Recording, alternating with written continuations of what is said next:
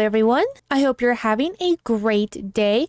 I'm back with more things. As usual, if I missed any, please let me know in the comments, and while you're there, feel free to like and subscribe for more videos like this. So let's jump right in and get started with even more top 10 things new LOTRO players should know. Number 1. Races. So you probably already know that there are a few different races you can choose between when starting a new character. But as a new player, you might not be aware that there are some strengths, weaknesses, and limitations that each race brings, such as starting location, class types, armor weights, and more. On the screen, I'll put a list of races and their little snippets, but if you want to learn more, I highly recommend going to the LOTRO page for further details into the specific race you're looking at. Number 2, floating names. If you're looking around and see or don't see the names of items, mobs, players, etc. floating above their heads, it's because the floating names are either off or on. Simply press N to enable or disable this. These floating names can be very helpful when looking for items or particular NPCs.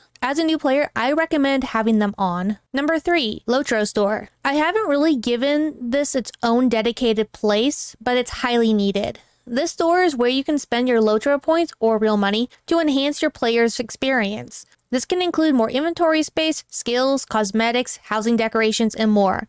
This is also the place where you can install the game and become a VIP member as well. Number 4, map movement. I just thought this was pretty neat as not a lot of games have this feature, but your character will continue to move around even when the map is displayed. Using normal WSAD keys will cause your player to move behind the map. What's cool about this is that if you're lost, simply bring up your map and move your character to the correct positioning you want. Number 5, wallet. When I first started, I had no idea that the wallet was so intricate. Pressing B will open this up and show you all the different types of currency you hold. This can be normal currency, tokens, festival currency, and more. As long as it's a form of currency for someone, it's in this wallet, meaning you don't lose money just because a festival is ended. No, instead, you can just hold on to them for the next time around or go to a currency exchanger to trade it out. Number 6, VIP rewards. Please know that this is not a sponsored video or anything, but I've mentioned this a couple of times and I wanted to give it a little bit more detail. As a new player, you are very limited on what you can and cannot do. As you play, you might find that you want to throw the devs a few bucks or you're interested in the benefits of being a VIP or paid subscriber. Personally, I chose the 3-month plan because it seems to be the best money saver and it's the most recommended by veteran players. But with this, you get a slew of benefits that aid new players, such as more inventory space, bonuses, swift travel, and much more. You don't have to do this by any means. You can still get your LOTRO points through the deeds that I mentioned last time, but if you want to get a few more bonuses, this is the route you have to take. Number 7, monster play. This is new and quite exciting actually. Basically, it allows you to become the enemy and fight other players. There's a whole thing surrounding it, but you must be level 10 on your free player first to even start it. And if you want to fight the monster players as a free people, you must have the VIP status. New players might not jump straight into this, but it's an option nonetheless and one that I wanted to bring to your attention because it is a fun and new kind of thing. Number 8, Instance Finder. This one was a tiny bit confusing for me, and after messing around with it for a while, it's still confusing, but the main premise of this is to be used for additional quests alongside other players. However, if you do want to, you can still do these instances solo as well. Note that you need to be level 20 before this is even available to you, and some epic storylines will require you to go through these, and the rest are optional. These are listed by region and can be filtered by group size, tier, and level. So if you want to go through some of these but don't want to go at it by yourself, this is where you find other players to join you. Although you can still just go through the global chat and ask somebody straight up like, hey, I'm looking for people to join me in this quest. Does anyone want to join? And you can join a fellowship that way as well and just temporarily group up. Number 9, emotes. These are fun. Going to the chat box and clicking the arrow, you will see emotes as an option. Continue to hover over emotes and you will see a small list. Do not be fooled. This list is massive. Keep hovering over the bottom more options to unfold more emotes. You can unlock more during quests and festivals. And some of these emotes are required for quest completion.